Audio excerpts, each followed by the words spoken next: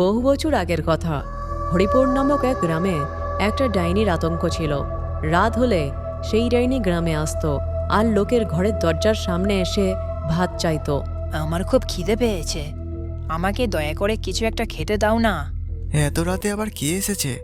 আরে পূর্ণিমা, একটু দেখো তো বাইরে কে দাঁড়িয়ে আছে। তখনই পূর্ণিমা দরজা খোলার জন্য বাইরের দিকে গেল। জানালা থেকে দরজার বাইরে একটা মহিলাকে দেখতে পেল। তুমি কে আছো? এত রাতে এখানে কি করছো? আমার খুব খিদে পেয়েছে, আমাকে দয়া করে কিছু একটা খেতে দাও না। আমরা যা বানিয়েছিলাম তা তো সব খেয়ে ফেলেছি, এখন তো খাওয়ার মতো কিছুই নেই। ঠিক আছে, তোমাদের বাড়িতে বেঁচে থাকা শুধু ভাত আর একটা কাঁচা লঙ্কা দিয়ে দাও, আমি তা দিয়ে খেয়ে নেব। মনে হয় এই অসহায় মানুষটার খুব খিদে পেয়েছে, শুধু ভাত আর কাঁচা লঙ্কা দিয়ে নিজের খিদে মেটাতে চায়। ঠিক আছে, তুমি এখানে দাঁড়াও, আমি এক্ষুনি যাব আর আসবো। তারপর পূর্ণিমা রান্নাঘরের দিকে যায় আর তাড়াতাড়ি ভাত আর কাঁচা লঙ্কা নিয়ে তাকে বাইরে দিতে যায়। তারপর পূর্ণিমা যখনই তাকে ভাত আর কাঁচা লঙ্কা দেয় তখনই ওই মহিলা একটা ডাইনিতে পরিণত হয়ে যায়। তখনই পূর্ণিমার হাত থেকে ভাতের থালাটা মাটিতে পড়ে যায়। ভাত আর কাঁচা লঙ্কা তো শুধু বাহানা ছিল, তোমাকে ঘর থেকে বের করার জন্যই তো এত কিছু। তারপর ডাইনি চোখের ইশারাতে পূর্ণিমাকে বশ করে নেয়। তখনই পূর্ণিমা অজ্ঞান হয়ে মাটিতে পড়ে যায়। এইভাবে ডাইনি প্রতি রাতে গ্রামে আসে আর লোকের দরজায় এসে ভাত আর কাঁচা লঙ্কা চাইতে থাকে। আর যে ভাত আর কাঁচা লঙ্কা নিয়ে আসতো ডাইনি তাকে বশ করে নিত। এভাবেই ডাইনি গ্রামের অনেক বউকে নিজের বশে করে নিত। একদিন রাতে পূর্ণিমা ঘুম থেকে উঠে যায় আর ছুরি দিয়ে রাহুলকে আক্রমণ করার চেষ্টা করতে থাকে। আরে পূর্ণিমা, তুই কি পাগল হয়ে গেলি নাকি? আমাকে হঠাৎ মারছিস কেন? আমি এখন আমার মালিকের কথা পালন করছি, আমাকে যা বলবে আমি তা করব। রাহুল তখন দেরি না করে পূর্ণিমাকে একটা চেয়ারের সাথে বেঁধে রেখে দেয়। এইভাবে সারা রাতটা কেটে যায়। গ্রাম প্রধান, আমাদের গ্রামে এসব কি হচ্ছে? কয়েকদিন ধরে পূর্ণিমার আচরণ অন্যরকম হয়ে যাচ্ছে। মনে হয় ওই ডাইনি ভর করেছে ওর শরীরের মধ্যে। গতকাল রাতে পূর্ণিমা আমার উপর আক্রমণ করে দিচ্ছিল। ভগবানের আশীর্বাদে আমি তো তখন বেঁচেই গেছিলাম। এখন ওই ডাইনিকে কিছু একটা করতেই হবে প্রধান মশাই। তুমি ঠিক বলছো রাহুল, আজ ওই ডাইনিকে গ্রামে আসতে দাও, তারপর ওর ব্যবস্থা করেই ছাড়বো।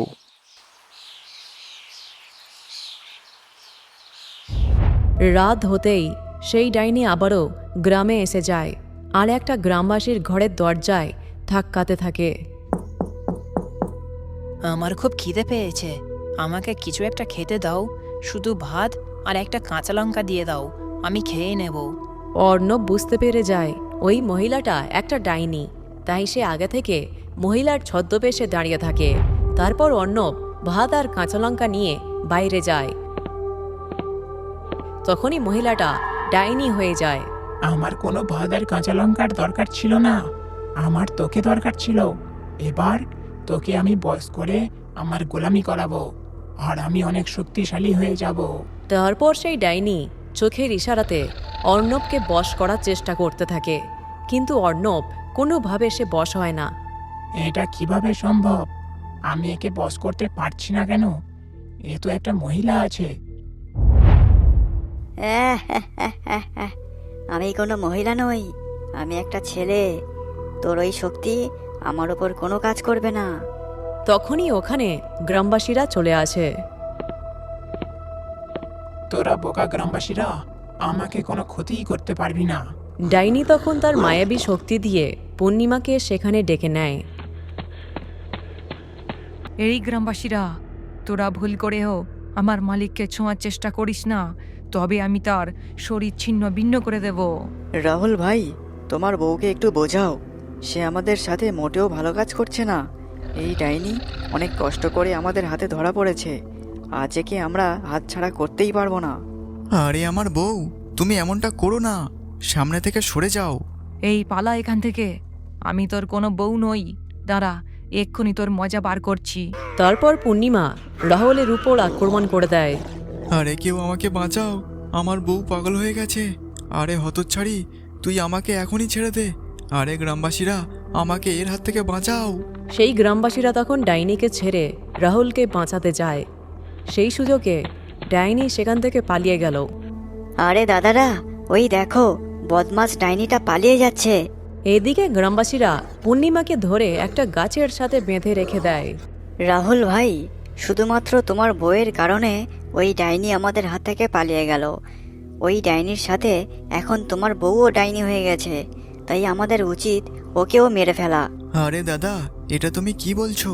আমার বউ কোনো ডাইনি নয়। ডাইনি ওকে বশ করে রেখেছে, তাই ও এমনটা করছে।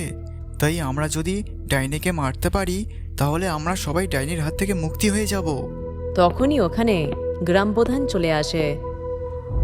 কিন্তু ওই ডাইনি তো পালিয়ে গেল, এখন কি হবে? ওই ডাইনি তো আরো সতর্ক হয়ে যাবে, এখন ওকে ধরা খুব কঠিন। বলছিলাম প্রধান মশাই, আমি নয় আবারও মহিলা সেজে থাকবো, তারপর ডাইনি এলে ওকে ধরে ফেলবো। না অর্ণব, এখন ওই উপায় আর কাজ করবে না। ওই ডাইনি অত সহজে আর ধরা দেবে না, তাই আমাদের অন্য উপায় বের করতে হবে।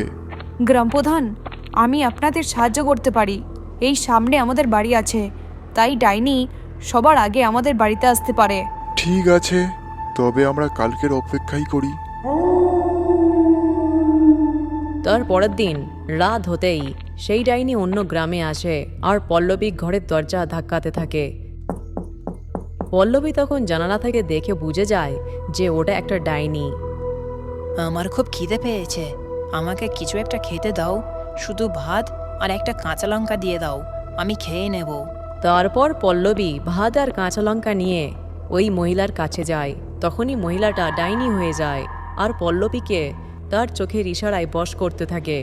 এদিকে অর্ণব দেরি না করে হাতে একটা আয়না নিয়ে সেখানে পৌঁছে যায়। অর্ণব সেই আয়না নিয়ে ডাইনির মুখের সামনে ধরে থাকে আর তখনই ডাইনি নিজেই ওই আয়নায় বন্দী হয়ে যায়। না না, আমি এখানে কিভাবে আটকা পড়ে গেলাম? গ্রামবাসীরা, আমার সাথে ছলনা করে তোমরা মোটেও ভালো কাজ করলে না।